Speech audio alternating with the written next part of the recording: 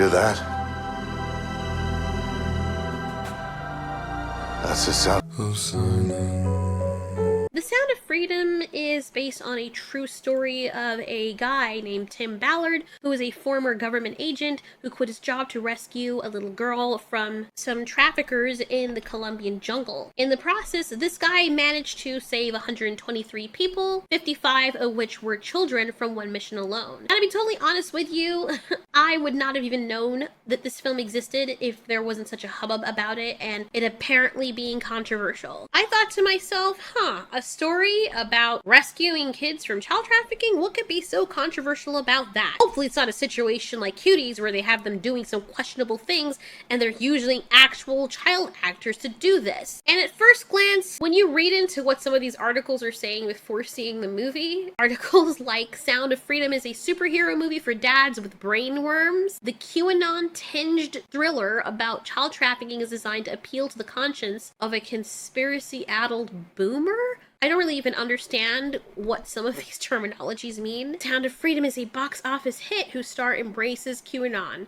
The low-budget film about kid trafficking almost topped the box office on July 4th, but its star, Jim Caviezel, has linked it to the QAnon movement. And the article went on to say things like, the movie has been accused by some critics of warping the truth about child exploitation and catering to QAnon conspiracy theorists, something that the studios denies. And it's a thriller that's seducing America. So I'm just wondering, after reading all of this, I fail to understand in what way this movie, even if it does cater to a group that I guess is questionable or people don't like, is it a bad idea or a bad message when its overtone and its overall message is saving children from this very real danger that plagues our world right now. I mean, you know how many kids go missing?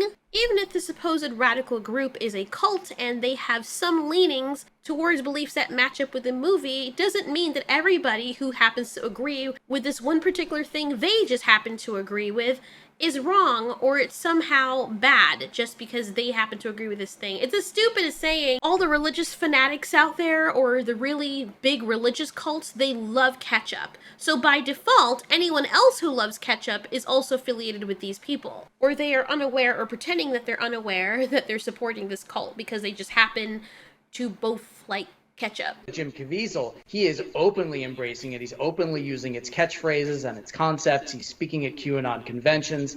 And this film is being marketed to either specific QAnon believers or to people who believe all of the same tenets as QAnon, but claim they don't know what it is. And The Sound of Freedom does focus on a real issue of sex trafficking. But that theme, it's sort of like that kernel of truth that feeds the QAnon conspiracy theory. Tell us how those two things work together. Sure. And the most durable and the most believable conspiracy theories are not entirely false. There's something in them that is true and the rest of it is false. But the believers point to the one true thing and they say, oh, you don't believe that this particular thing is true. In terms of child trafficking, we know trafficking is real. We know it has real victims. No one is denying that. But these films are created out of moral panics. They're created out of bogus statistics. They're created out of fear. And with something like Sound of Freedom, it specifically is looking at QAnon concepts of these child trafficking rings that are run by the high-level elites, and only people like Tim Ballard and only people like Jim Caviezel, and by extension, only people like the ticket buyer can help bring these trafficking rings down. So there's a very... So when I heard this person speak, the first thing I thought is, how dishonest and disingenuous of you. Because for the longest while in Hollywood, they have been capitalizing off the over-exaggeration and fear-mongering of animal attacks from sharks, bears, and even subject matters covering the very same thing that movies like Taken capitalized on.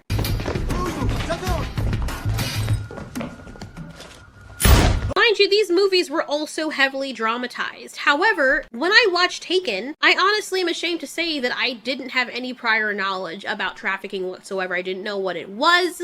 I mean, maybe I've heard of it somewhere, but it's not like I was thinking about it. And after watching that movie, as outlandish as some of the things might have been, it really put me onto it. Even from the heyday of animation studios, like Disney, when it pertained to Bambis and hunters, making them look like these lawless, malignant entities who just shoot everything that they see for no reason and sick their dogs on everything that they see for no reason, other than to just be cruel. Movies like Fern Gully, which grossly dramatized the toxicity of the chemicals that people were using in the forests, or just mankind's destruction. All of this could have been seen as a level of fear-mongering as well, especially when you consider that it was aimed towards children and families. However, you know what they did do and nobody had a problem with? They brought people's attention to it. These movies touched people in a way that made them aware of these situations, made them curious, and thus made them invested in the very real problem, which is the destruction of our environment. Naturally, though, when you think about hunting, it's not nearly as malicious as some individuals depict it, even though there are a few exceptions to the rule,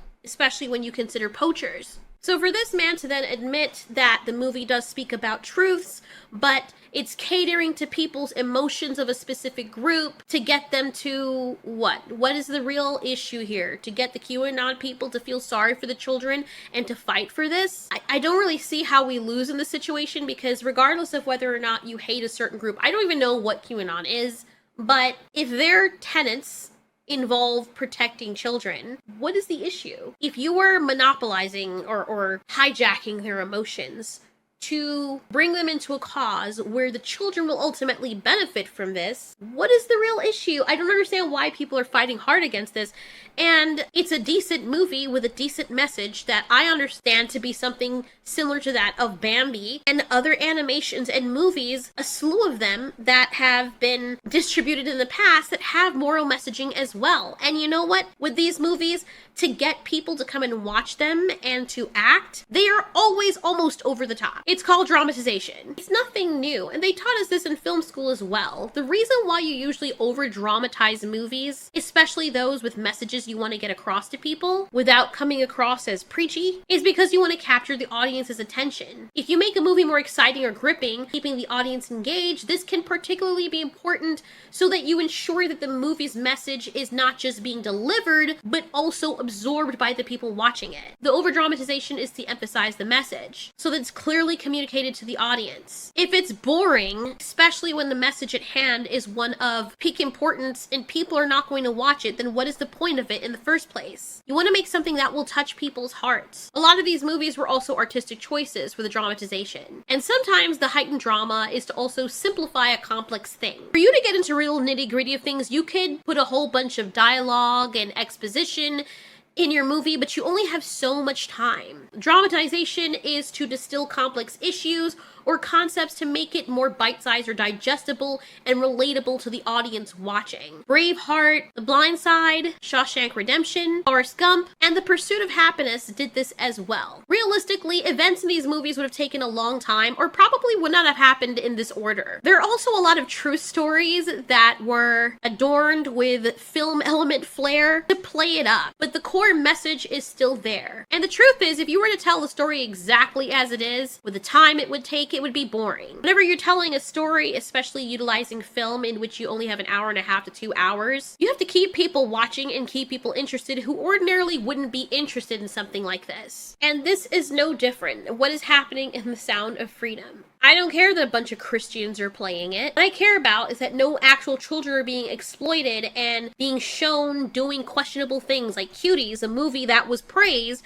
by using and exploiting actual children to do disgusting acts. While the message itself might have been good, all of that was lost when they used actual children to batty shake in front of people who are watching who are actual adults. But what a glorious film that was. But this, where people are putting their lives on the line to save children, all of a sudden, this movie is somehow controversial because what? It points out that people in high places are the very ones with the power to run these trafficking schemes. You know, like the Epstein people, like, oh my God, this stuff happens in real life. God forbid someone shines a light to it in a movie format based on things that happen in real life. And it really makes you wonder, the people who are attacking this movie for this reason, what is their angle? Almost makes them seem kind of guilty in the line of statements that they're proposing, if you know what I mean. And I'm like, you should really be careful, because it doesn't make you look too good when someone says that, you know, in this movie's universe, there are things like this that happen to very powerful people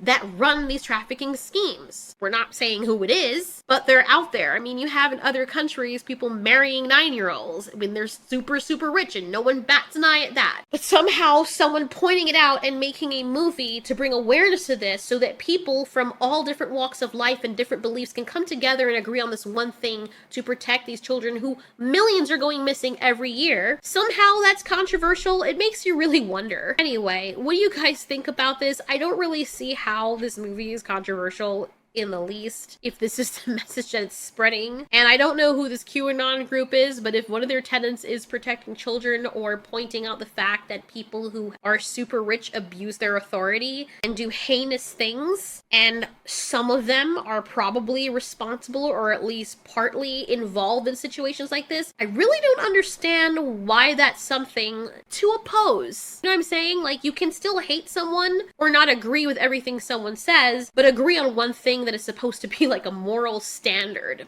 But anyway, thanks so much for watching. This has been Ultiori. You ask, we answer.